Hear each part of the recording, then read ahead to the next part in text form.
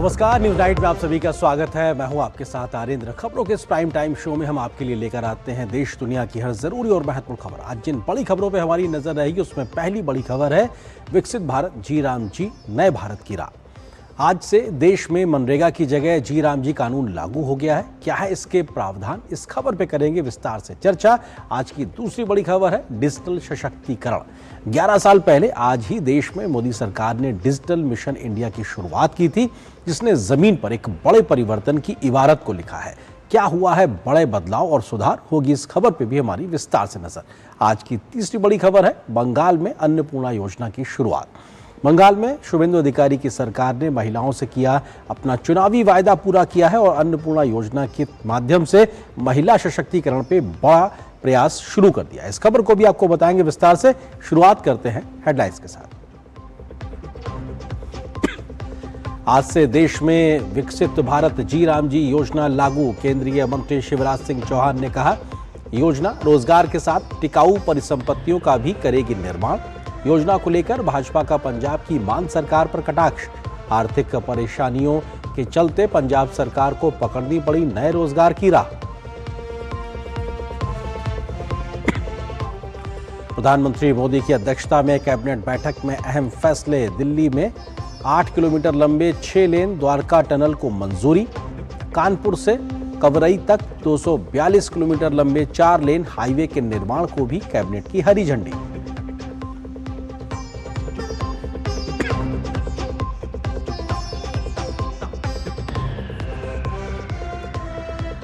11 वर्षों की digital India यात्रा ने सशक्त, समावेशी और आत्मनिर्भर भारत की नींव को किया और मजबूत।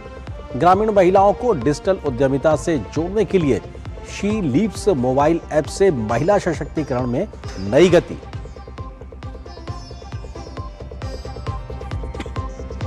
पश्चिम बंगाल में अन्नपूर्णा योजना के तहत पहली किश्त जारी।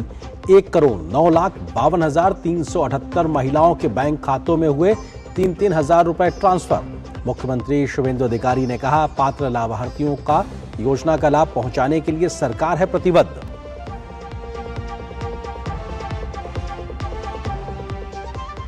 दोहा में अमेरिका ईरान के बीच अप्रत्यक्ष वार्ता शुरू। परमाणु कार्यक्रम, ईरानी फंड डिफ्रीज करने और अंतरिम समझौते को लागू किए जाने पर मध्यस्थों के माध्यम से बातचीत।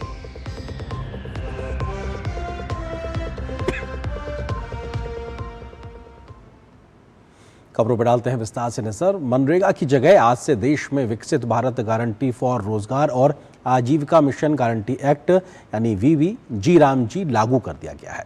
मनरेगा में आ रही दिक्कतों के बाद मोदी सरकार ने इसे और ज्यादा पारदर्शी तरीके से लागू किया है, जो ज्यादा ग्रामीण रोजगार के साथ परिसंपत्तियों के निर्माण पर फोकस करता है। विकसित भारत के लक्ष्य को हासिल करने के लिहाज से भी इसमें कई बड़े प्रावधानों को शामिल किया गया है। कैसे नया प्रावधान ग्रामीण भारत की तस्वीर को बदलने में मददगार साबित होगा, देखिए इस रिपोर्ट में। करीब 20 साल तक ग्रामीण रोजगार की पहचान रही मनरेगा अब अतीत का हिस्सा बन गई है और देश भर में आज से लागू हो गया है वीबी जी राम जी एक्ट। सरकार का कहना है कि ये कानून सिर्फ मजदूरी उपलब्ध कराने तक सीमित नहीं रहेगा, बल्कि गांवों में स्थायी विकास और आजीविका को भी नई दिशा देगा। इस नई योजना का सबसे बड़ा बदलाव है रोजगार की अवधि। सरकार का दावा है कि इससे ग्रामीण परिवारों की आय बढ़ेगी और पलायन भी कम होगा।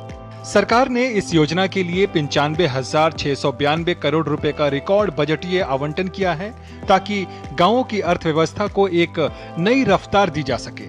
मनरेगा की जगह लागू हुई नई ग्रामीण रोजगार गारंटी योजना कई मायनों में बेहद खास है। सरकार का दावा है कि वीबी जी राम जी योजना से न सिर्फ भारत की तस्वीर बदलेगी, बल्कि विकास भी चहुमुखी होगा। मनरेगा में जहां 100 दिन के रोजगार की गारंटी होती थी, वहीं वीबी जी राम जी योजना में 125 दिन के रोजगार की गारंटी दी गई है। मनरेगा में ध्यान सिर्फ रोजगार देने पर था, जबकि वीबी जी राम जी योजना में रोजगार के साथ टिकाऊ संपत्तियों का निर्माण भी होगा। कल मनरेगा का समापन हो गया और मनरेगा से बहुत बेहतर योजना, जिसमें 100 दिन नहीं 125 दिन का रोजगार मांगने पर मजदूर बहनों और भाइयों को दिया जाएगा। विकसित भारत जी राम जी योजना आज से लागू हो गई। अकेले केंद्र सरकार ने 95,600 करोड़ रुपए से ज्यादा की राशि इस साल विकसित भारत जी राम जी योजना के लिए रखी है। एक और बड़ा बदलाव स्थानीय भागीदारी को लेकर किया गया है। अब ग्राम पंचायतों को अधिक अधिकार दिए गए हैं ताकि गांव की जरूरतों के मुताबिक विकास कार्यों का चयन स्थानीय स्तर पर ही किया जा सके। यानी योजना का फोकस ऊपर से तय होने के बजाय गांवों की प्राथमिकताओं पर रहेगा। इस नई योजना की सबसे बड़ी खासियत इसका फंडिंग पैटर्न और इसके प्राथमिक क्षेत्र है।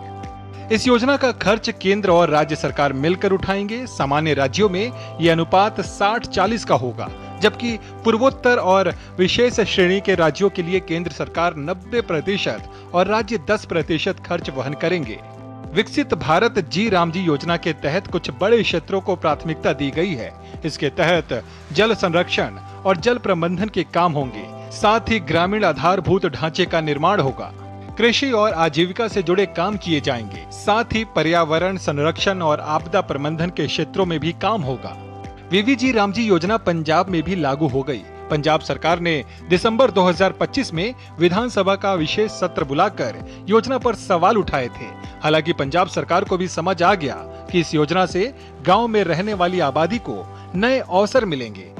उन्होंने कहा कि ये जो जी राम जी केंद्र की योजना आई है, जिसके तहत 125 दिन का ग्रामीण क्षेत्र में हमारे भाइयों और बहनों को काम मिल सकता है, ये है दलित विरोधी, मजदूर विरोधी, किसान विरोधी, महिला विरोधी। अभी 6 महीने बाद बिल्कुल यू टर्न, और यू टर्न भी इतना जबरदस्त कि उसको लागू कर दिया, अनाउंस करके 1 जुलाई से लागू कर दिया। क्यों किया?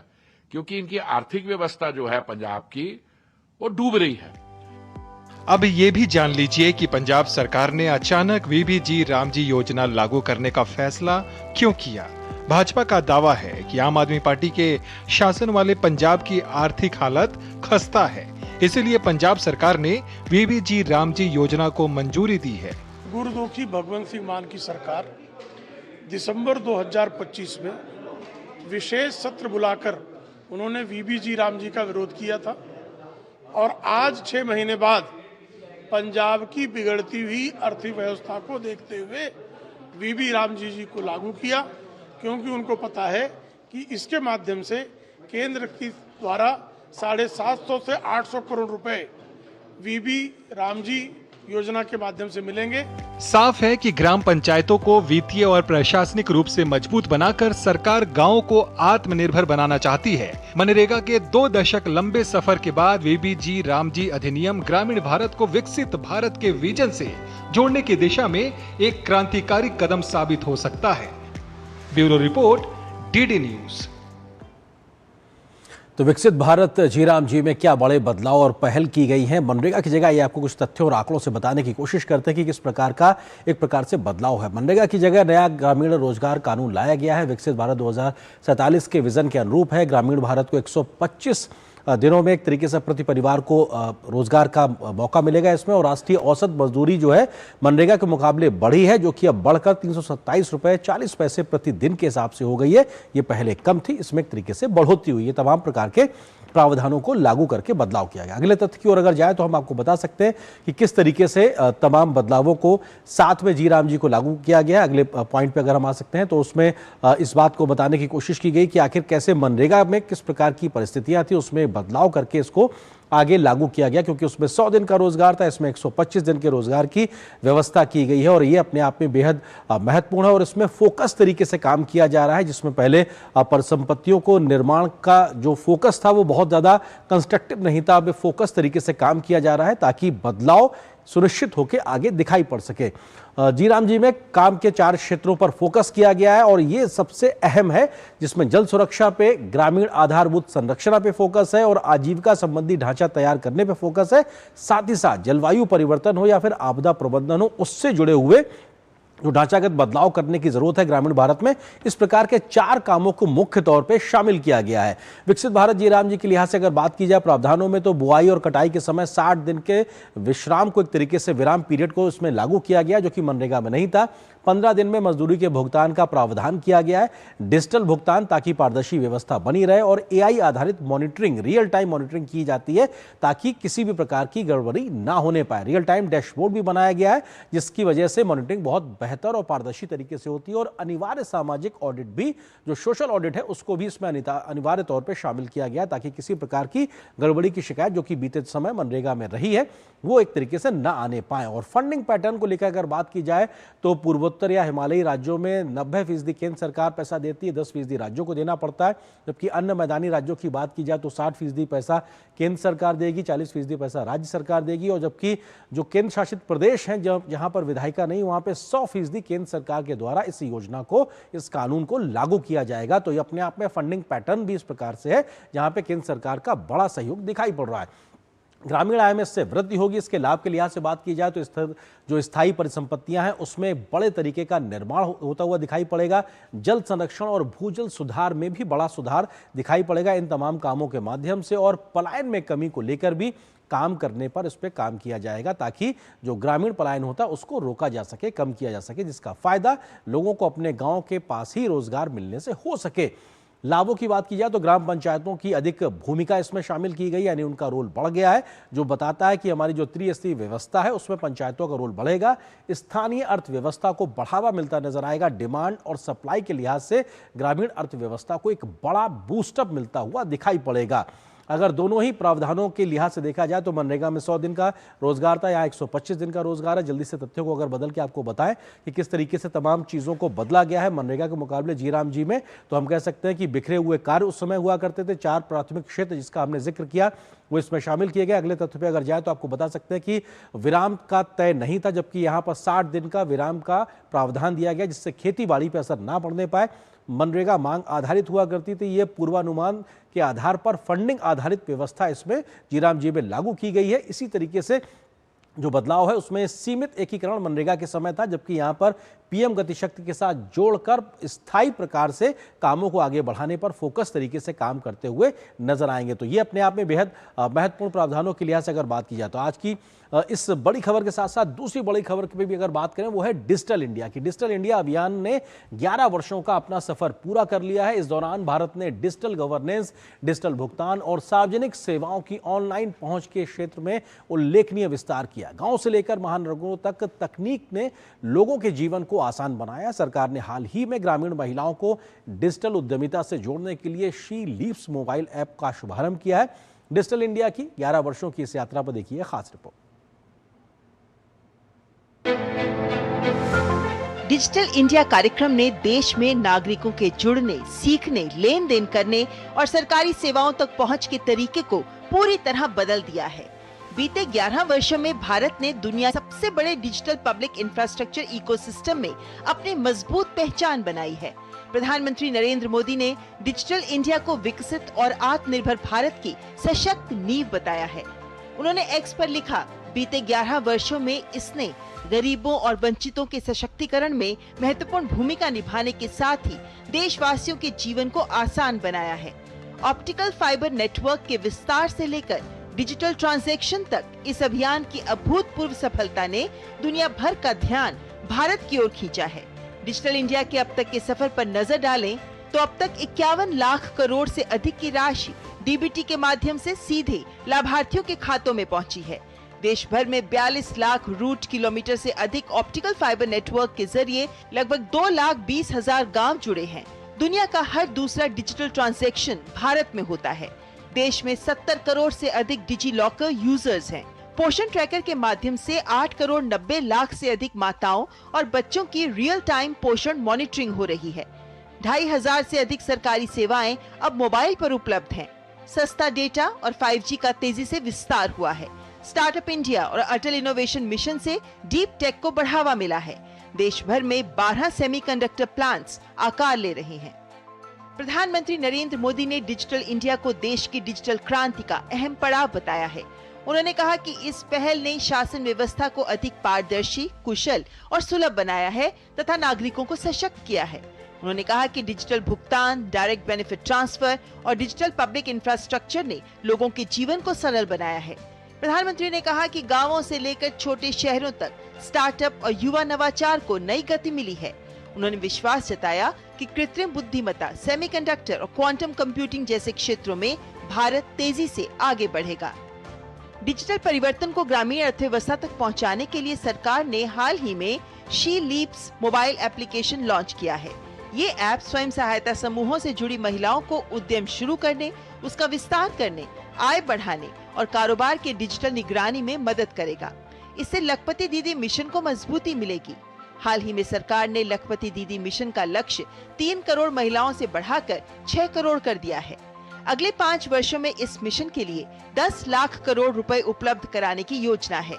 ऐसे में शी लीप्स ऐप महिला उद्यमिता को डिजिटल तकनीक से जोड़ने और ग्रामीण अर्थव्यवस्था को नई गति देने में महत्वपूर्ण माध्यम बनेगा। डिजिटल भुगतान से लेकर डिजिटल उद्यमिता तक सरकार की डिजिटल इंडिया पहल अब सिर्फ तकनीकी बदलाव का कार्यक्रम नहीं, बल्कि समावेशी विकास का एक व्यापक अभियान बन चुकी है। ग्रामीण महिलाओं को डिजिटल साधनों से आत्मनिर्भर बनाकर और गांवों तक तकनीक का लाभ पहुंचाकर ये पहल विकसित भारत के संकल्प को नई गति देने की दिशा में एक महत्वपूर्ण कदम मानी जा रही है। Bureau report, DD news. तो डिजिटल इंडिया ने बीते 11 वर्षों में कैसे एक बड़ी इबारत को लिखा है, जमीन पे आइए कुछ आंकड़ों के माध्यम से आपको बताते हैं। इंटरनेट कनेक्शन में 25 करोड़ से बढ़कर ये 102 करोड़ से ज़्यादा हो गए हैं बीते 11 वर्षों में। इसी तरीके से 1 GB मोबाइल डेटा की जो कीमत 270 रुपये थी वो घट के 8 से 10 रुपये के आसपास भारत में आ गई है। ये डिजिटल इंडिया की एक तरीके से ताकत है। प्रति व्यक्ति मासिक डेटा उपयोग लगभग 61 MB से बढ़कर 24 GB के आसपास बढ़ गया है। ये अपने आप में डिजिटल इंडिया की ताकत को दिखाता है। ब्रॉडबैंड ग्राहक 6 करोड़ से बढ़कर 99 करोड़ से भी ज्यादा हो गए हैं। ये अपने आप में दिखाता है भारत कैसे तेजी से आगे बढ़ रहा है। 5G सेवा देश के लगभग 99.9% जिलों को कवर करती हुई दिखाई पड़ रही है। ये अपने आप में इसका विस्तार है। 24,162 करोड़ डिजिटल लेन देन हुए हैं इस बीते वर्ष में, जिनमें 314 लाख करोड़ रुपए का मूल्य का एक तरीके से डिजिटल लेन देन हुआ है।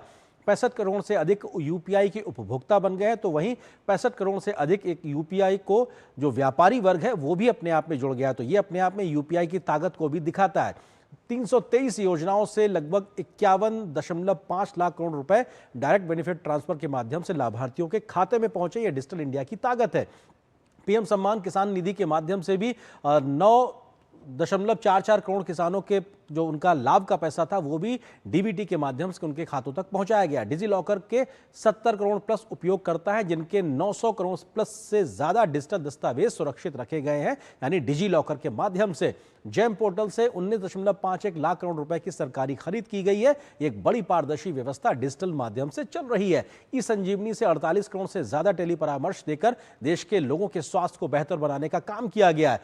कोविन प्लेटफॉर्म पर 220 करोड़ से भी ज्यादा वैक्सीन का प्रबंधन हमने कोविड की महामारी के समय देखा था। यह बढ़ते हुए भारत की तकनीकी ताकत को दिखाता है। 7.39 lakh kilometre optical fibre cable से 2.25 लाख ग्राम पंचायतें एक तरीके से लाभान्वित होती नजर आ रही हैं और यह आंकड़ा तेजी से बढ़ रहा है। 5 लाख से भी ज्यादा कॉमन सर्विस सेंटर ग्रामीण क्षेत्रों में सक्रिय हैं और हर एक योजना का लाभ आम लोगों तक मिले उसके लिहाज से काम हो रहा है। भाषिनी और दीक्षा जैसे जो प्लेटफॉर्म है उनमें 22 से अधिक भारतीय भाषाओं में सेवाएं और शिक्षा का देने का काम भी लगातार किया जा रहा है। तो ये भारत की बढ़ती डिजिटल ताकत है। DPI डिजिटल पब्लिक इंफ्रास्ट्रक्चर के माध्यम से जो भारत ने एक मॉडल बनाया है वो 24 देशों के साथ साझा किया, यानी भारत की बढ़ती ताकत आज वैश्विक पहचान भी बना रही। UPI दुनिया की सबसे बड़ी रियल टाइम भुगतान प्रणाली के तौर पे अपने आप को स्थापित करने में सफल हुआ है। तो ये डिजिटल इंडिया के परिवर्तन के 11 वर्षों की एक बड़ी कहानी को साफ तौर पे दिखाता है। तो अब हम आगे बढ़ते और चर्चा करेंगे आज की बड़ी खबर पे, जो कहीं ना कहीं डिजिटल इंडिया के साथ साथ जी राम जी से भी जुड़ी हुई है और इसी से जुड़ा है आज का हमारा विशेष भी। किस प्रकार से जी राम जी के माध्यम से एक बड़ा परिवर्तन किया जा रहा है उस लिहाज से हम चर्चा करेंगे। और ये विशेष आपकी टेलीविजन स्क्रीन पर ग्रामीण समृद्धि का नया संकल्प जी राम जी, क्योंकि आज से देश भर में ये लागू हुआ है। और इस खबर पे बात करने के लिए दो बहुत ही खास मेहमान इस वक्त मेरे साथ मौजूद हैं। उनका परिचय आपसे कराते हैं। शिशिर सिन्हा जी हैं, वरिष्ठ आर्थिक पत्रकार। इसके अलावा समीर चौगांवकर जी, वरिष्ठ पत्रकार। आप दोनों का बहुत बहुत स्वागत है। शिशिर जी, क्योंकि आज का दिन बेहद खास, मनरेगा से जी राम जी तक का सफर तय किया है भारत ने और आज से एक बड़ी शुरुआत हुई है। फोकस तरीके से काम करना और कैसे परिसंपत्तियों का निर्माण हो, रोजगार ज्यादा हो, आपको लगता है एक बड़े बदलाव की बड़ी इबारत लिखने का आज महत्वपूर्ण दिन? अरिंद्र, कहते हैं ना कि परिवर्तन प्रकृति का नियम है। और लगभग 20 साल हो गए इस महात्मा गांधी राष्ट्रीय ग्रामीण रोजगार गारंटी योजना को लागू किए हुए।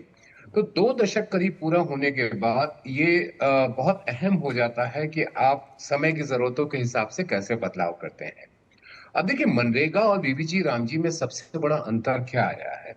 मनरेगा एक डिमांड ड्रिवन स्कीम रही, यानी कि मांग जैसे की जाती थी उस हिसाब से काम के तरीके तय किए जाते थे, काम की व्यवस्था की जाती थी और 100 दिनों के रोजगार की गारंटी दी जाती थी। जी। यहाँ पर क्या बदलाव किया गया है कि 125 दिनों की गारंटी जो है वो है रोजगार की। और पहले काम की मांग नहीं की जाएगी, बल्कि पहले काम तय किया जाएगा कि हमें करना क्या है। अब वहां पर तकनीक की बहुत बड़ी भूमिका है। अब आप ऐसे समझ सकते हैं कि एक गांव में कोई एक भवन निर्माण किया जाना है। उस भवन निर्माण के लिए किस तरीके की परिस्थितियां हैं, कितना ज्यादा खर्च आ सकता है, कितने लोगों की जरूरत पड़ेगी, तकनीक के आधार पर, जिसको हम लोग एक तकनीक कहते हैं जियो स्पैटियल, उसके आधार पर ये एक इमेज जो है वो एक तस्वीर जो है वो सामने आएगी सैटेलाइट के माध्यम से और तकनीक के माध्यम से, जिसके जरिए ये पता करना संभव है कि उस गांव में जमीन कितनी है, कितने ज्यादा लोगों की जरूरत होगी और वो भवन बनाने की स्थिति क्या है। अब ये जब आपके सामने एक आधार तैयार हो जाता है, तो आप डिमांड ड्रिवन स्कीम के बजाय आप आ जाते हैं लॉन्ग टर्म एसेट क्रिएशन। मतलब ऐसे समझ ले कि एक लंबे समय के लिए सुविधाएं जो है, परिसंपत्तियां जो है, वो कैसे विकसित की जा सकती है। तो ये एक बड़ा बदलाव है बीबीजी रामजी में कि पहले से तय नहीं है कि काम मतलब ये नहीं है कि मांग जब करेंगे तभी हम काम तय करेंगे, बल्कि काम तय होने के बाद हम इस योजना को लागू करेंगे। ये एक बड़ा बदलाव इस स्कीम के लिए है। जी। समीर जी, आपको लगता है कि विकसित भारत के संकल्प को भी ग्रामीण भारत के साथ इसको जोड़कर आगे बढ़ने के लिहाज से जी राम जी को जो लागू किया गया, ये एक बड़े परिवर्तन को लिखने और गढ़ने के लिहाज से बहुत महत्वपूर्ण होगा? समीर जी। निश्चित रूप से इसमें कोई दो राय नहीं। जब शिवराज सिंह चौहान ने लोकसभा में इसके बारे में बताया तो मैंने उसकी विस्तार के साथ बताया था, और केंद्र सरकार ने लगभग मेरे अंदर से 95,000 करोड़ रुपए जी राम जी के लिए अलग से दिया हुआ है। और आगे मानिए कि 2 दशक पुराना एक घर है जो जर्जर हो चुका था, उसको प्रधानमंत्री मोदी ने एक नए तरीके से रेनोवेट करके एक बेहतर बनाया है। और उसमें तमाम तरह की जो कमियां थी उसको दूर किया गया। कांग्रेस की सरकार में उसको जैसा था वैसा मनरेगा को, उसके अंदर कोई डेवलपमेंट नहीं, कोई प्लानिंग नहीं, कुछ नया जोड़ा जा सकता है, कुछ नया किया सकता है, कुछ नहीं था।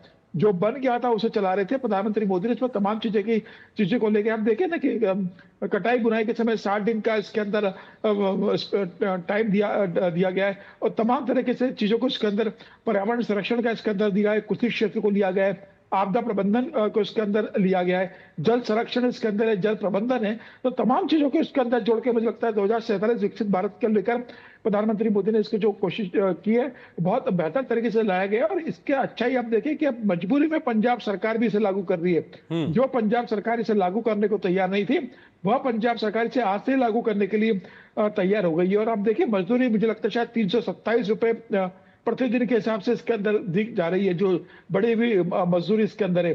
तो ग्रामीण परिवार को 125 दिन मिनिमम काम की गारंटी दी जा रही है।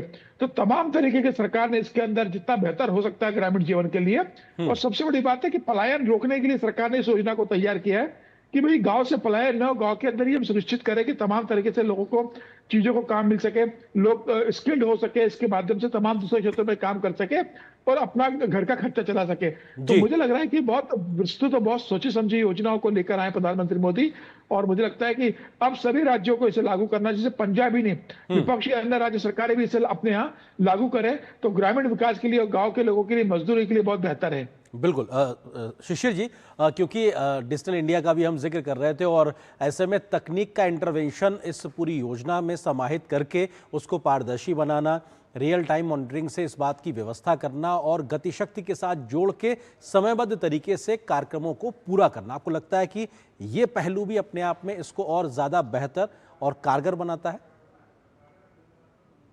क्योंकि आपने डिजिटल इंडिया का जिक्र किया और आज वो एक दिवस भी है जब हम डिजिटल इंडिया की बात कर रहे हैं, तो 3 जो महत्वपूर्ण तथ्य इस योजना के तहत हैं, जिसमें हम लोग कहते हैं सैटेलाइट इमेजिंग, जीआईएस मैपिंग और जियो स्पैटियल। ये तीनों का कॉम्बिनेशन जो है वो इस बात को दर्शाता है कि कहाँ पर किस तरीके की जरूरत है। अब एक गांव की बात करें, उस गांव में सड़क बनाई जानी है। सड़क बनाए जाने के पहले वहां पर परिस्थितियां किस तरीके की है, वो सैटेलाइट इमेजिंग, जीआईएस स्पेटियल और आपके जीआईएस टेक्निक के जरिए संभव हो पाएगा। उससे आपको फायदा क्या होगा कि आपके पास एक काम का खाका तैयार हो जाएगा।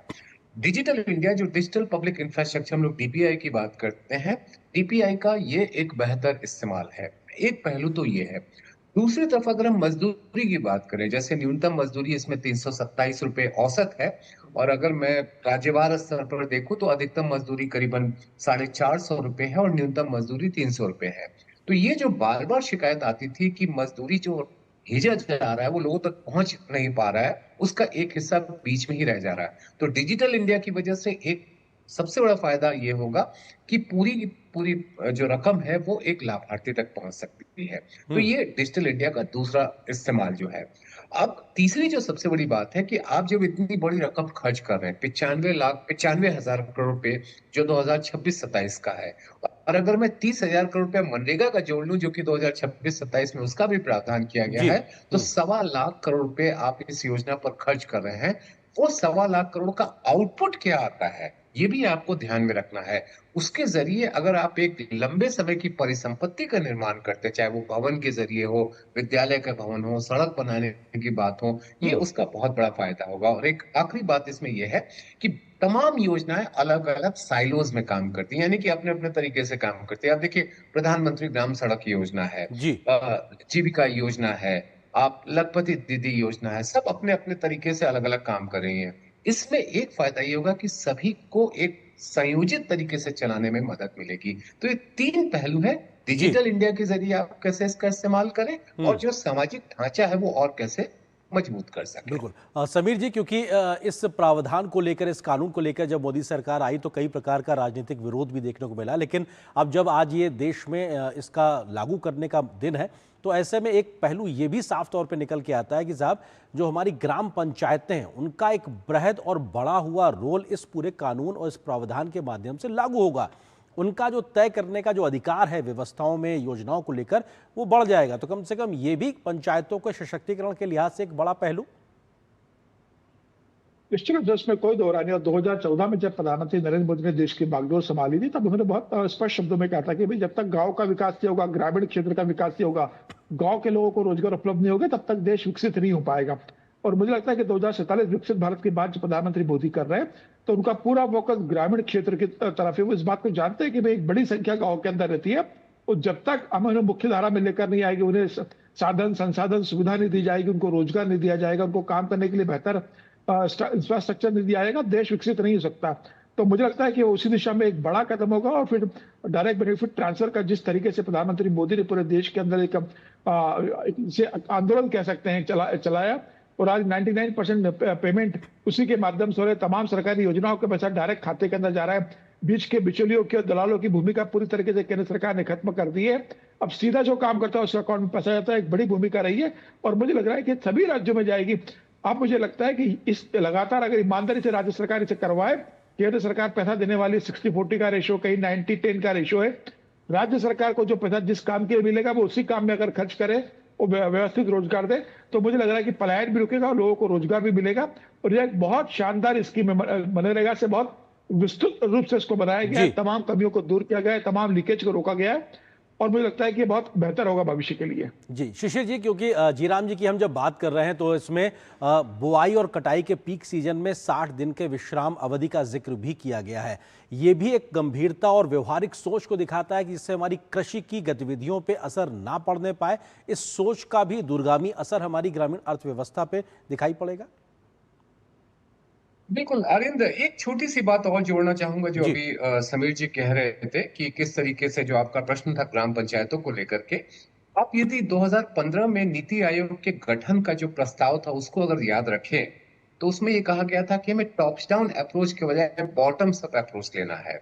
यानी कि दिल्ली से बन करके योजना गाँव में जाए, उससे बेहतर है कि गाँव एक योजना बना करके दिल्ली को भेजे और फिर उसके हिसाब से उस पर काम हो। ये जो बीवीजी राम जी है उसका एक स्वरूप है जिसको हम लोग कहते हैं बॉटम्स अप अप्रोच। अब जो दूसरा आपका प्रश्न है कि जो फसली व्यवस्था की, देखिए, ये योजना 1 जुलाई से लागू की गई है और 1 जुलाई ये एक ऐसा समय है जब बुआई का समय है। जैसे जैसे मानसून की रफ्तार बढ़ेगी, बुआई में तेजी आएगी और ये एक परीक्षण भी हो जाएगा कि ऐसे समय में जब गांव में आपको ज्यादा लोगों के रोजगार की जरूरत होती है, उस समय में इस व्यवस्था से कैसे उसके ऊपर अमल किया जा सकता है, उसमें क्या क्या चीजें कमी रह सकती है, क्या क्या सुधार करने की जरूरत है, वो आप अगले वर्ष यानी कि 2027-28 में देखेंगे कि बीवीजी राम जी में कुछ बदलाव हुए। ये जो अगले 3 महीने हैं, ये बीवीजी राम जी का एक परीक्षण समय है और जी। ये परीक्षण समय के नतीजे जो है वो इस योजना को और बेहतर स्वरूप में लाने की एक कोशिश होगी, जो हम 2027-28 और उसके आगे के वर्षों में देखेंगे। जी समीर जी, क्योंकि जब हम तमाम सामाजिक आर्थिक योजनाओं का जिक्र करते हैं तो उसमें आधी आबादी की चिंता भी खास तौर पे नजर आती है। डिजिटल इंडिया की बात में खास तौर से महिला का जो एसएचजी ग्रुप हैं वो कैसे ज़मीन पे बेहतर काम कर सकें, उनके लिए मौके हो सकें, उस पर मॉनिटरिंग के लिहाज से शी लीव्स करके मोबाइल ऐप का बनाया जाना और लखपति दीदी का इस पूरे मिशन को तेजी से आगे बढ़ाना, आपको लगता है कि आधी आबादी के लिए भी मोदी सरकार की पूरी चिंता नजर आती है? निश्चित इसमें कोई दो राय नहीं कि प्रधानमंत्री मोदी लगातार आधी आबादी के लिए चिंतित रहते थे और उन्होंने तमाम जो गुजरात के मुख्यमंत्री थे तब भी उन्होंने इस बात का जिक्र किया था कि जब तक आधी आबादी सशक्त नहीं होगी मेरे गुजरात का विकास नहीं हो सकता। और प्रधानमंत्री मोदी के हमेशा योजनाओं के अंदर महिलाएं प्रमुख रूप से रही है। और अगर इस योजनाओं की भी बात करें तो मुझे लगता है कि प्रधानमंत्री मोदी का पूरा फोकस इस ओर था कि भाई महिलाओं को भी रोजगार में शामिल किया जाए, जिससे वो अपने गांव में बैठकर तमाम काम कर सके, पैसा उनके हाथों में मिल सके, वो आत्मनिर्भर हो सके, उनकी खुद कोई खर्चा आ सके। और जो दूसरी योजनाएं थी प्रधानमंत्री मोदी ने तमाम महिलाओं को लेकर जो शुरू की थी, जिसे लखपति दीदी बनाने का था, उसके अंदर जिस तरीके से पैसा प्रधानमंत्री ने दे दिया, तमाम स्किल की योजनाएं शुरू की गई, तो मुझे लगता है कि निश्चित रूप से ये मनरेगा के बाद जिस तरीके से जी राम जी आई है, इसमें ग्रामीण महिलाओं के लिए भी एक बड़ा रोजगार का अवसर उपलब्ध होगा और महिला एक बड़ा वर्कफोर्स है जो ग्रामीण क्षेत्रों के अंदर काम करती है। तो मुझे लगता है कि निश्चित रूप से योजना उनके लिए बहुत बेहतर होगी।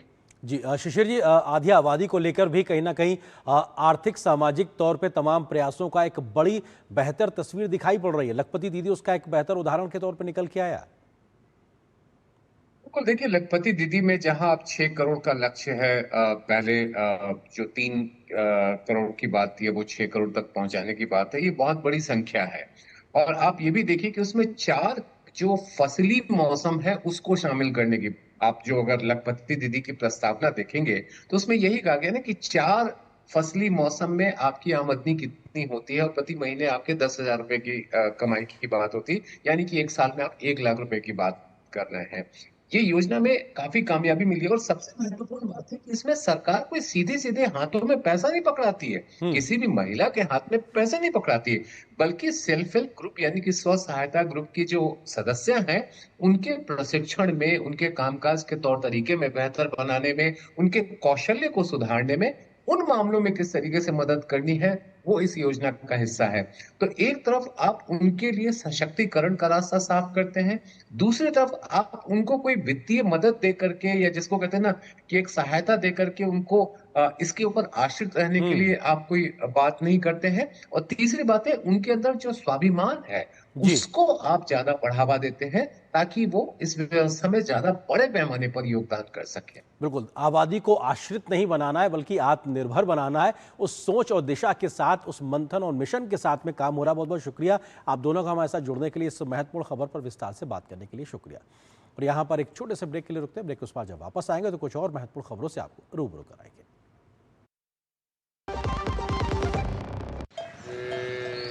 वाह, गाय तुम्हारी माता है ना? तो पशुहार के नाम पर जहर क्यों खिलाता है? अनसन हटा, दिल से खिला, सिर्फ कपिला, देश का नंबर 1 पशु आहार। आज का मेरा प्रोजेक्ट है मेरा गांव, तो चलिए मैं अपना गांव दिखाती हूँ। जीवन चाचा के लिए उनका फोन ही बैंक है। ये है मोनू भैया, इनके लिए इनका फोन ही मंडी है। बबनी बुआ के लिए उनका फोन ही आस्था है। हमारे सरपंच जी के लिए उनका फोन ही ऑफिस है। हमारे गांव के बच्चे जच्चे के लिए फोन ही उनका हेल्थ रिपोर्ट है। कैसा लगा हमारा डिजिटल भारत? कमेंट में जरूर बताना दोस्तों। आज देश में डिजिटाइजेशन का दायरा गांव-गांव तक पहुंच चुका है।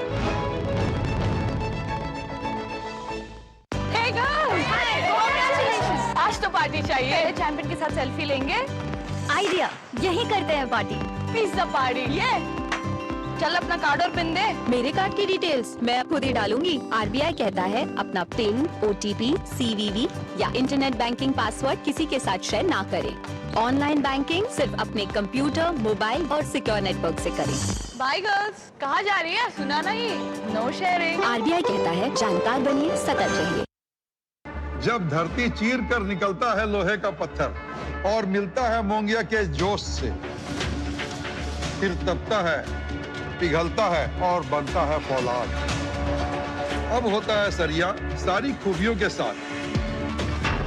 मोंगिया स्टील, मजबूत देश का मजबूत सरिया। और ब्रेक के बाद अब बात कैबिनेट के अहम फैसलों की। देश की राजधानी दिल्ली से लेकर उत्तर प्रदेश तक आधुनिक और विश्व स्तरीय सड़क नेटवर्क तैयार करने की दिशा में मोदी सरकार ने एक और बड़ा कदम उठाया है। केंद्रीय मंत्रिमंडल ने 2 महत्वपूर्ण राष्ट्रीय राजमार्ग परियोजनाओं को मंजूरी दी है, जिसमें एक दिल्ली से जुड़ी है तो दूसरी कानपुर से। क्या है यह योजना, देखिए इस रिपोर्ट में। देश में विकास की रफ्तार को तेज करने के लिए मोदी सरकार लगातार अहम फैसले ले रही है। केंद्रीय मंत्रिमंडल ने दिल्ली में कनेक्टिविटी को सुगम बनाने के लिए एक महत्वाकांक्षी बुनियादी ढांचा परियोजना को मंजूरी दी है। NH 148 AE के तहत द्वारका एक्सप्रेसवे को वसंत कुंज के नेल्सन मंडेला मार्ग से जोड़ने के लिए 8.1 किलोमीटर लंबी 6 लेन टनल सड़क का निर्माण किया जाएगा। इस पर कुल 6,969.67 करोड़ रुपए की पूंजी आएगी। ये प्रोजेक्ट पश्चिमी दिल्ली, गुरुग्राम, IGI एयरपोर्ट और द्वारका को सीधे दक्षिणी दिल्ली से जोड़ेगा। इस टनल का 1.98 किलोमीटर हिस्सा सदर्न रिज के नीचे से गुजरेगा, जिससे जंगल को कोई नुकसान नहीं होगा। ये टनल आगे चलकर बारापुला एलिवेटेड रोड से जुड़ेगी, जिससे पूर्वी दिल्ली, गाजियाबाद और नोएडा तक निर्बाध आवाजाही संभव हो सकेगी। पहला प्रोजेक्ट 6 लेन द्वारका टनल, ये दिल्ली के लिए एक बहुत बड़ा वरदान साबित होगी। 8 किलोमीटर्स की ये टनल एक तरीके से बहुत लंबे समय से जो डिमांड थी, आप सब जानते हैं एयरपोर्ट के पास में जो शिवजी की मूर्ति है, शिवजी की मूर्ति वाला इंटरचेंज है, उस इंटरचेंज से टनल नीचे चालू होगी और वहां से सीधा वसंत कुंज के पास आएगी। आगे आके फिर ये जुड़ेगी एम्स के पास। ये तरीके से कंप्लीट एक नई आर्टरी दिल्ली की बन जाएगी, एक नया एक पूरा का पूरा ट्रैफिक का एक कॉरिडोर बन जाएगा। इसके अलावा उत्तर प्रदेश में सड़क बुनियादी ढांचे को मजबूत करने के लिए एक बड़ी परियोजना को मंजूरी दी गई है।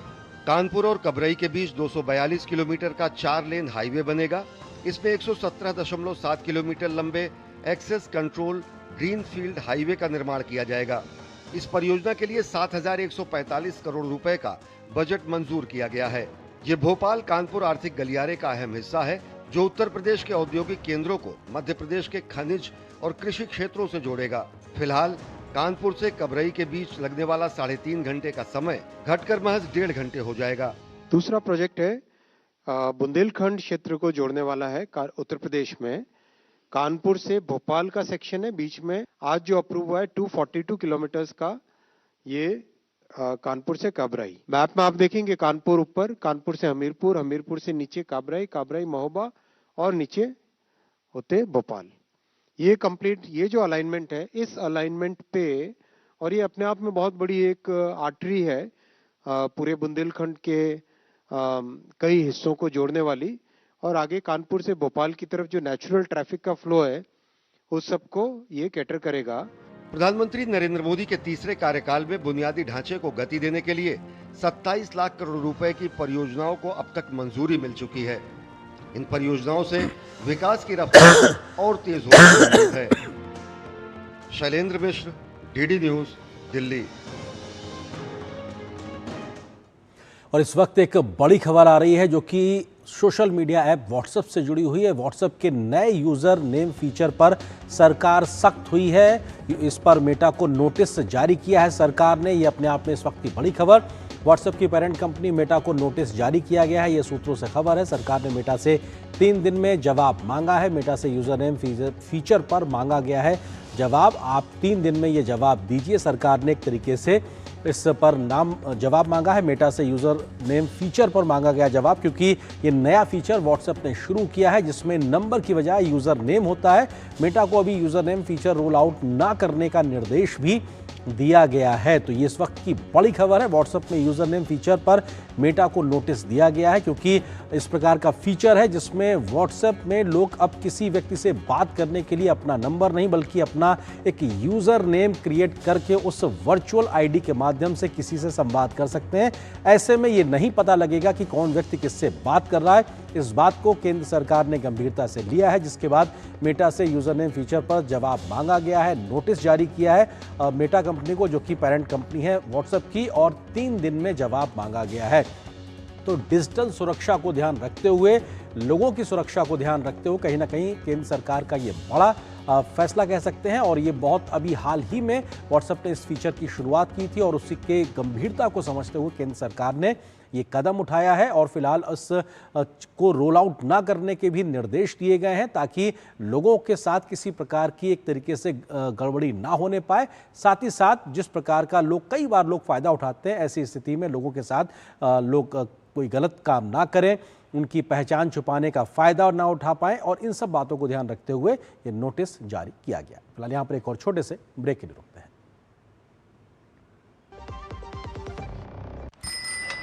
अरे सोनू भैया भी बन गए। अरे अपना रोहित भी बन गया। अरे रामू चाचा भी बन गए। आशा बहन भी बन गई। मास्टर जी भी बन गए। मुखिया जी भी बन गए। अरे सब लोग क्या बन रहे हैं? क्या आपको नहीं पता? हम सब निक्षय मित्र बन गए हैं। टीबी के मरीजों को पोषण, सहारा और नई उम्मीद देने के लिए। सही पोषण से टीबी का इलाज तेजी से हो सकता है। निक्षय मित्र बनकर आप भी किसी के जीवन में नई उम्मीद ला सकते हैं। मैं तो बन गया, और आप? निक्षय मित्रों से मिली शक्ति टीबी के मरीजों को नई ऊर्जा दे रही है। जन जन का रखे ध्यान, टीबी मुक्त भारत अभियान। ओ हरि भैया, अरे वाह, खेतों में कौन सी फसल लगाए हो? 12 महीने कमा कर दे ऐसी फसल। क्या? मैंने नया व्यवसाय शुरू किया है। उसके लिए पैसे?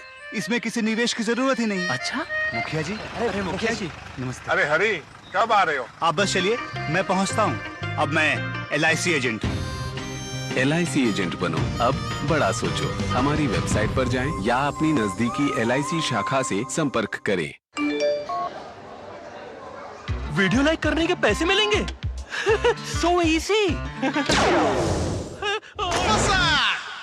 अनजान लिंक्स पर क्लिक मत कीजिए। RBI कहता है जानकार बनिए, सतर्क रहिए। मेरी पसंद।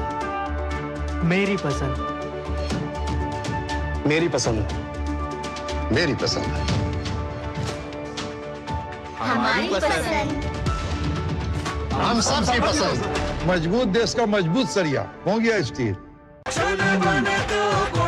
गोल्डी छोले मसाले, जहाँ जाए रिश्ते बनाए। गोल्डी लाए हैं फ्रेश लॉक टेक्नोलॉजी, जो रखे मसालों को हर समय फ्रेश।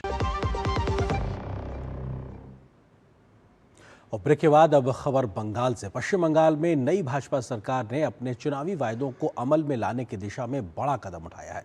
मुख्यमंत्री शुभेंदु अधिकारी ने अन्नपूर्णा योजना के तहत करोड़ों महिलाओं के खातों में पहली किश्त की राशि हस्तांतरित कर इसे प्रधानमंत्री की गारंटी का हिस्सा बताया। सरकार का दावा है कि इससे पारदर्शिता के साथ पात्र महिलाओं तक लाभ पहुंचाया जा सकेगा। बंगाल में बीजेपी सरकार बनने के बाद से शुभेंदु सरकार लगातार तेजी से काम कर रही है और अपने चुनावी वायदों को तेजी से जमीन पर उतारने को लेकर भी तत्पर नजर आ रही है।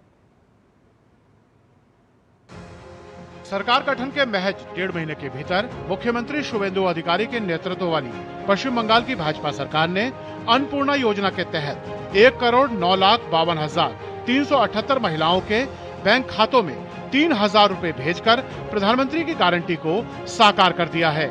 इस कड़ी में नेताजी इंडोर स्टेडियम में कोलकाता, हावड़ा, हुगली, उत्तर और दक्षिण 24 परगना से करीब 12,000 महिलाओं की मौजूदगी में अन्नपूर्णा योजना के लाभार्थियों के खातों में राशि ट्रांसफर की गई। भारतीय छाड़ा अन्य केउ पेते पारे ना, कोनो अभारतीय पेते पारे ना।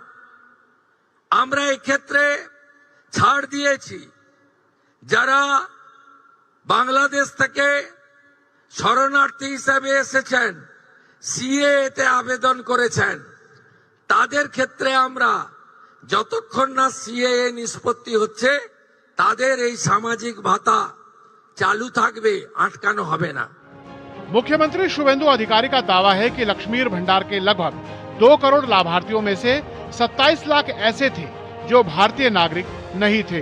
इसके अलावा मृत व्यक्तियों के नाम पर भी भुगतान हुआ। कुछ मामलों में एक ही व्यक्ति का नाम 3 अलग अलग जिलों की मतदाता सूची में था और उसे तीनों जगह से योजना का लाभ मिला। दावा है कि लक्ष्मीर भंडार के 2 करोड़ लाभार्थियों में 10 लाख पुरुष भी शामिल थे। इसी वजह से आवेदनों का सत्यापन जरूरी था। हम लोग जल्दबाजी में भाजपा पार्टी कुछ नहीं करते हैं। आज हम लोग देखें कि जो हमारे नागरिक ही नहीं है देश का, आप उसको पैसा दिए तो इसलिए उसका नाम हम लोग काट दिए। हम देखें कि कोई इनकम टैक्स देते हैं तो उसको क्यों देंगे हम? आपका सरकार है, for the people, by the people, of the people. आप नहीं जानेंगे तो कौन जानेगा? सब कुछ ट्रांसपेरेंसी होगा। इसके तहत मतदाता सूची के विशेष गहन पुनरीक्षण की तर्ज पर अन्नपूर्णा योजना में भी जांच के बाद यदि किसी लाभार्थी के नाम पर किसी को आपत्ति हो तो शिकायत दर्ज करने का अवसर मिलेगा। इसके लिए अन्नपूर्णा योजना के पोर्टल पर लाभार्थियों की सूची सार्वजनिक की जाएगी। वहीं अन्नपूर्णा योजना का लाभ मिलने से लाभार्थी महिलाओं में खुशी का माहौल है। ये हमारे मुख्यमंत्री का बहुत बड़ा योगदान है जो हमारी महिलाओं को 3000 रुपया योगदान कर रहे हैं। उनकी आर्थिक स्थिति को सुधारने के लिए, तरक्की के लिए और कुछ भी आत्मनिर्भर हो सके।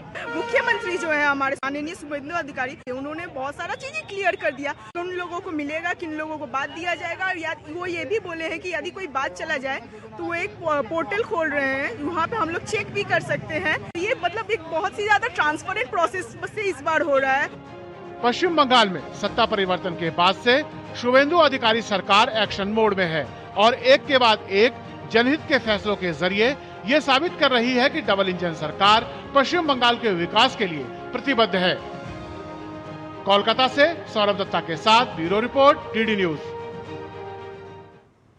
राजधानी दिल्ली में पश्चिम बंगाल के स्कूली शिक्षा मंत्री दीपक वर्मा और उच्चतर शिक्षा मंत्री जगन्नाथ चट्टोपाध्याय ने केंद्रीय शिक्षा मंत्री धर्मेंद्र प्रधान से मुलाकात की है और पश्चिम बंगाल में शिक्षा से जुड़े मुद्दों पर विस्तार से चर्चा की है। केंद्रीय मंत्री धर्मेंद्र प्रधान ने बैठक के बाद जानकारी दी है कि पश्चिम बंगाल में जल्द ही केंद्र सरकार की सभी योजनाओं का क्रियान्वयन लागू हो जाएगा। उन्होंने कहा कि पिछली सरकार के दौरान जिस नई शिक्षा नीति को राज्य में लागू नहीं किया जा सका था, उसे अब जल्द ही लागू किया जाएगा। हम जल्द ही समग्र शिक्षा की फंडिंग बढ़ाना, पीएम श्री की स्कूल को जो बंगाल की हक है, जो हम देना चाहते थे, पिछले सरकार ले नहीं रहा था, उसको जल्द ही पहुंचाना। पीएम पोषण की अव्यवस्था बंगाल में जुड़ी हुई थी, पीएम पोषण की फिनेंशियल लिंकेज को फिर प्रतिष्ठा करना, एडल्ट एजुकेशन में उल्लास स्कीम को फिर लागू करना, इनोवेशन को प्रायोरिटी देना। हायर एजुकेशन में पीएम उषा की विंडो बंद हो गई है, लेकिन उसके बाद बंगाल को कैसे मदद किया जा सकता है, ये सारे विषय पे रास्ता ढूंढना। बंगाल की सरकार खूब शीघ्र राष्ट्रीय शिक्षा नीति 2020 को लेटर एंड स्पिरिट में लागू करेगा, ये उन्होंने मेरे को आश्वस्त किया है। और यहाँ पर एक और छोटे से ब्रेक के लिए रुकते हैं।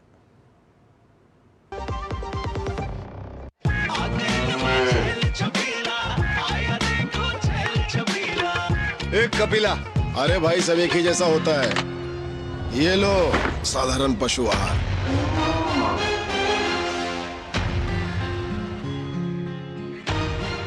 इस देश की हर माँ, बच्चे, बूढ़े, जवान, खिलाड़ी, डॉक्टर, इंजीनियर, सबको गाय भैंस की दूध की शक्ति पर भरोसा है। पर जब इन पशुओं को कपिला पशु आहार मिलेगा, तभी तो दूध सिर्फ ज्यादा ही नहीं, शक्ति से भरपूर भी होगा।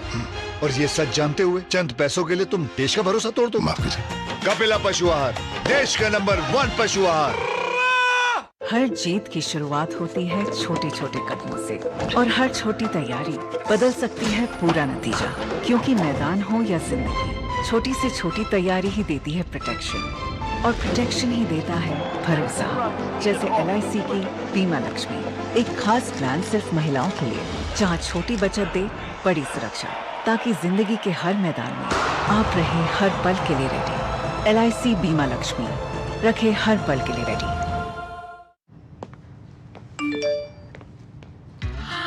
10 लाख की लॉटरी मुझे, वाओ!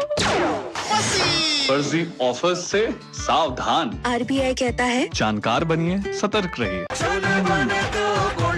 गोल्डी छोले मसाले, जहाँ जाए रिश्ते बनाए। गोल्डी लाए हैं फ्रेश लॉक टेक्नोलॉजी, जो रखे मसालों को हर समय फ्रेश। जापान की प्रधानमंत्री सनाए ताकाइची 3 दिवसीय आधिकारिक यात्रा पर नई दिल्ली पहुंच गई हैं। केंद्रीय मंत्री डॉक्टर जितेंद्र सिंह ने हवाई अड्डे पर उनका स्वागत किया। प्रधानमंत्री पद संभालने के बाद उनकी यह पहली भारत यात्रा है।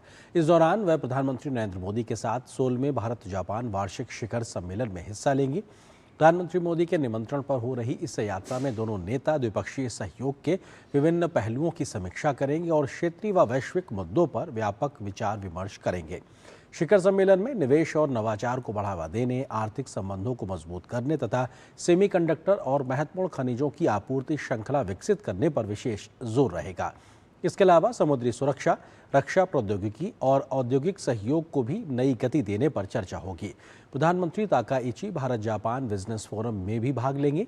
इस दौरान कृत्रिम बुद्धिमत्ता यानी AI सहयोग, ग्रीन अमोनिया परियोजना, बायोगैस सहयोग और पावर एशिया पहल के तहत क्षेत्रीय लचीलापन बढ़ाने से जुड़े प्रस्तावों पर चर्चा होने की संभावना है।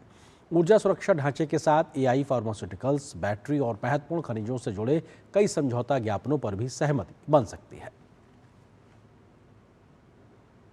और यहाँ पर एक और छोटे से ब्रेक के लिए रुकते हैं। पता है, लोग अक्सर मुझसे पूछते हैं कॉल सेंटर का स्टेडी जॉब क्यों छोड़ा। I wanted more out of life, बस मैंने अपना स्टार्टअप शुरू किया। जानना चाहोगे कैसे?